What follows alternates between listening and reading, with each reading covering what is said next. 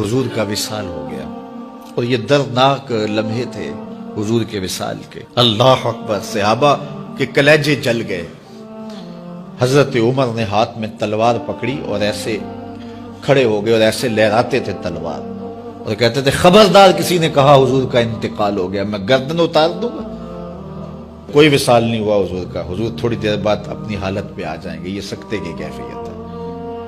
حضرت زید بن عبداللہ کے بیٹے نے جا کے کہا ابا جی حضور کا انتقال ہو گیا، تو انہوں نے باغ میں پانی دے رہے تھے، سب کام چھوڑ دیا، ہاتھ اٹھائے گا اللہم اذہب بصری حتی لا ارا بعد حبیبی محمد احدا، اے اللہ مجھے اندھا کر دے، آنکھوں کے دیے اس لیے روشن تھے کہ تیرے محبوب کو دیکھوں، جب حضور چلے گئے ہیں تو میں نے یہ چراغ کیا کرنے ہیں، بجھا دے ان چراغوں کو۔ تو کیا کیفیت تھی؟ حضرت فاطمہ بول رہی ہیں صبت علیہ مصائب لو انہا صبت علی الایام سرنا لیالیا، میرے اوپر وہ مصیبتیں ٹوٹی ہیں، اگر یہ دنوں پہ ٹوٹ پڑتی تو دن کالی راتیں بن جاتے۔ تو تھوڑی خبر تھی حضور کا وصال۔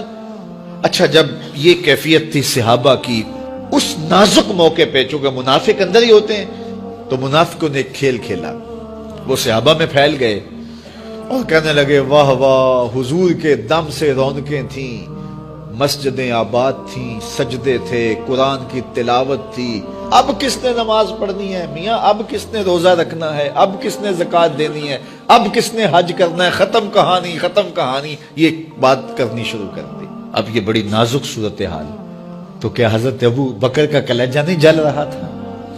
لیکن اس موقع پہ حضرت ابو بکر کھڑے ہوئے، اور پھر حضرت ابو بکر صدیق نے لوگوں سے مخاطب ہو کہا لوگوں مجھے ایک بات بتاؤ کہ تم اللہ کی عبادت کرتے تھے یا حضور کی کرتے تھے؟ لوگوں نے کہا کہ اللہ کی۔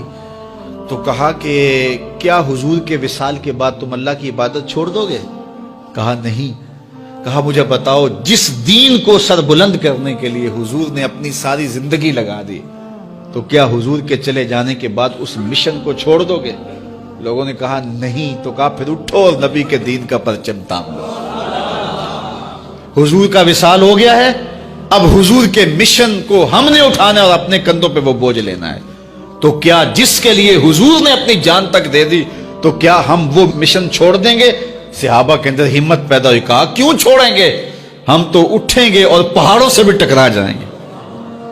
تو یہ وہ موقع تھا جس موقع کو سنبھالا حضرت ابو بکر نے۔ منافق تو چال چل گئے تھے، صحابہ پر صدموں کے پہاڑ ٹوٹ رہے تھے، ساری ذریت اسلام ساری زندگی جو ہے وہ تعریفیں کرتی رہے، مدح و ستائش کرتی رہے، ابو بکر صدیق کا یہ حق نہیں ادا ہو سکتا، یہ احسان کیا ہے امت کے